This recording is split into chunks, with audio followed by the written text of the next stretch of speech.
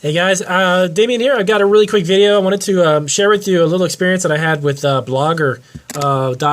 Blogger, which is a Google blog platform. Sorry about that. Too close for comfort there.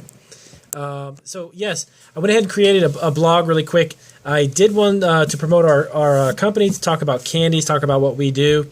But then I started to think, I try to think outside the box when it comes to online marketing. I utilize some different ideas and different strategies, and I kind of do these little experiments with them to see if they really benefit my company or not. Give myself like a 2 week to about a month, 2 to 4 week period.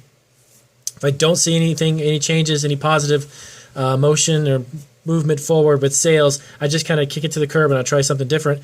But this actually works. If you sell online, if you sell through either Etsy, Amazon, any of these existing platforms, or if you own just your own website, which we do as well, a great way to promote your product and your brand is this way. And that little tip is creating multiple blogs. I talk a lot of videos about social media and different ways to bring attention to my product. But utilizing a blog, went to Blogger, created an initial blog, as I mentioned, for my company. But then I started to think, what else could I talk about to bring other customers, to bring people just to see my brand, to see my product, and to possibly tie them all together in some way, shape, or form, or drop a little link on there if it's going to my website where I sell our candy, our handmade goodies and stuff and snacks. How can I do that? So I did this little experiment. What I did is I created a blog that talked more or less about like foodie type of stuff, food reviews, just general food in general, gourmet foods, and different types of products like that can be found online. That wasn't specific about the niche that I have, which is candy. So I created the blog, started to put it out there, started to type a lot about different types of restaurants in the local area. But then I started to expand and talk about different recipes for different types of, for vegan food, for this food, for that food.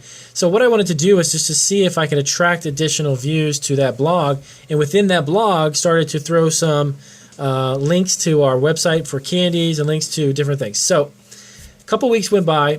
I went ahead and created a separate blog. Started to get some traffic on it. So then what I did is I specifically added links to certain products. Products that I would keep track of, products that I would be aware of, products that I deliberately put onto the blog so I can see if there was an increase in sales or even views throughout our different selling platforms. Well, it worked. So what we did is I began to expand more on our blog, write more about food in general, different types of taste of food, et cetera, et cetera. And I began to add additional links to not only products within our selling platforms like Amazon and Etsy and stuff, but then back to our website and then back to the other blogs. So I started to kind of create this spider web in a sense with all these different social medias as well as the blogs that I was creating. And it worked very well. So the tip of the day, if you are into selling a certain product, if it's not food, that's fine. If you happen to be selling something that's like either cosmetics, if you're doing jewelry, if you're doing fashion, try to think outside the box. Create multiple blogs, create multiple Pinterest boards, go into Facebook and kind of get into some communities there. I'm a big advocate of Google+. We had, as I mentioned before in another video that I had, we created a Google+ page for our candy company.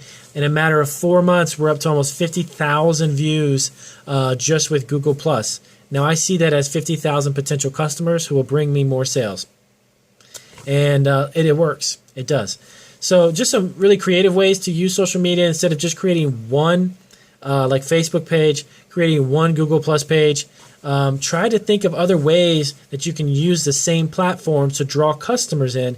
And then little by little, you start throwing some additional links, put in some information about your other businesses or whatever it may be.